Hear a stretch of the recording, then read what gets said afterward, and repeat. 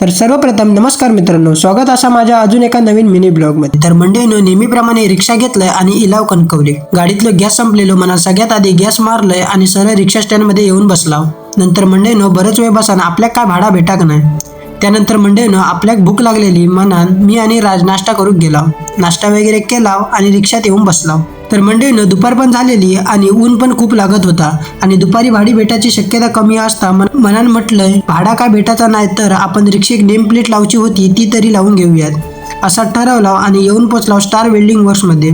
ते रिक्षेक प्लेट बसवला। तर मंडळीनं रिक्षेची प्लेट कशी वाटता कमेंट मध्ये नक्की सांगा। तैना पुढे रिक्षा स्टँड मध्ये येऊन बसलाव पण भाडा काय भेटाक नाही। तर मंडळीनं संध्याकाळ झालेली म्हणान मी निघाले घराक जाऊ। घराक जाताना मित्राच्या घराकडे गेले तर थोडा वेळ टाइमपास करून आपण इलाव घराकडे इल्या आईना माका लावल्यान कामा। तर मंडळीनं काम कसला पेरूच्या झाडावर पेरू पिकलेले ते काढूचे होते। अकडे तकडे वेळ न घालवता सरळ इले आमच्या घराच्या पत्र्यावर पिकलेले जेवढे पेरू होते तेवढे काढले।